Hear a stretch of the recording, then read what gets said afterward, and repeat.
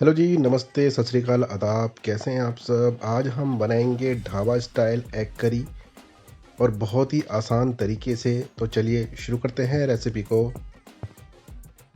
तो यहाँ पे सबसे पहले ले लेते हैं ऑयल। 4-5 टेबल स्पून ले लेंगे, ज़्यादा नहीं।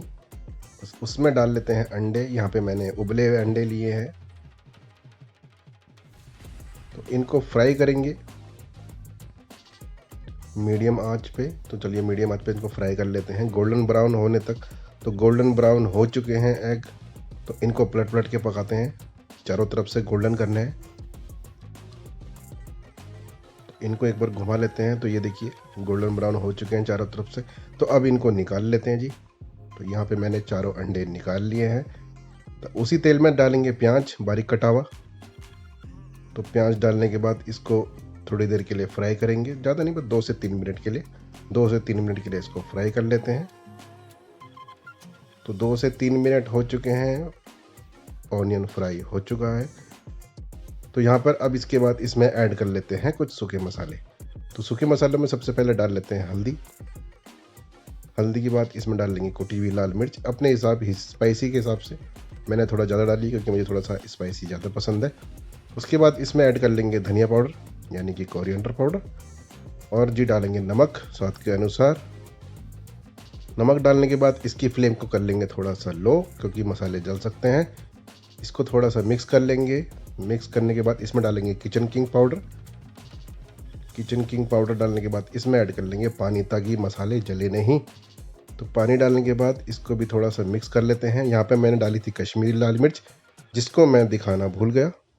तो चलिए कोई नहीं, तो इसको भी एक बार मिक्स कर लेते हैं। उसके बाद डालेंगे अदरक लहसुन का पेस्ट, थोड़ा सा, ज़्यादा नहीं डालना। उसके बाद इसको भून लेते हैं 1 से 2 मिनट के लिए, ताकि अदरक लहसुन की जो स्मेल होती है वो चले जाए।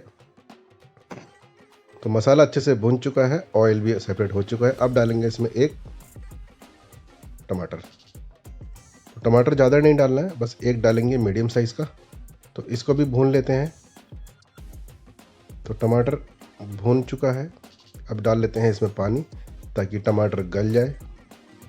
तो एक बार इसको मिक्स करने के बाद थोड़ा सा मिक्स कर लेते हैं, और उसके बाद इसको ढक के पकाएंगे 4 से 5 मिनट के लिए। तो चलिए इसको ढक लेते हैं।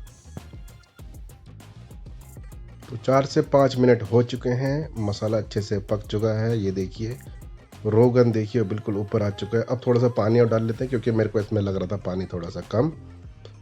तो पानी डालने के बाद थोड़ा सा इसको मिक्स कर लेते हैं, ताकि मसाला नीचे लगे नहीं। अब इसमें डाल लेंगे हमारे फ्राई किए हुए एग। तो एग मैंने यहाँ पे लिए हैं 4, आप इसमें ज़्यादा भी एग ले सकते हैं अपने हिसाब से। तो एक बार मसाले को अंडे के ऊपर अच्छा सा मिक्स लगा लेते हैं, और इसको अच्छे से एक बार मिक्स कर लेते हैं। अब इसको ढक के पकाएंगे, ताकि मसाला अंडे में अच्छे से लग जाए। ये देखिए दोस्तों ग्रेवी कितनी स्मूथ और सिल्की बनी है। तो मसाला अच्छे से मिक्स हो चुका है अंडों के साथ। तो एक बार इसको भी अच्छे से अलट पलट कर लेते हैं, और ऊपर से डाल लेंगे फ्रेशली कटा हुआ कोरिएंडर। और उसके बाद डालेंगे थोड़ी सी ग्रीन चिली कटी हुई। ये ऑप्शनल है, आपको तीखा पसंद नहीं है तो आप इसको स्किप कर सकते हैं। तो दोस्तों ढाबा स्टाइल एग करी बन के तैयार है। तो देखिए आपने कितनी आसान तरीके से बनाई मैंने, आप भी ज़रूर ट्राई कीजिएगा। रेसिपी अच्छी लगी हो तो लाइक शेयर कमेंट जरूर करें।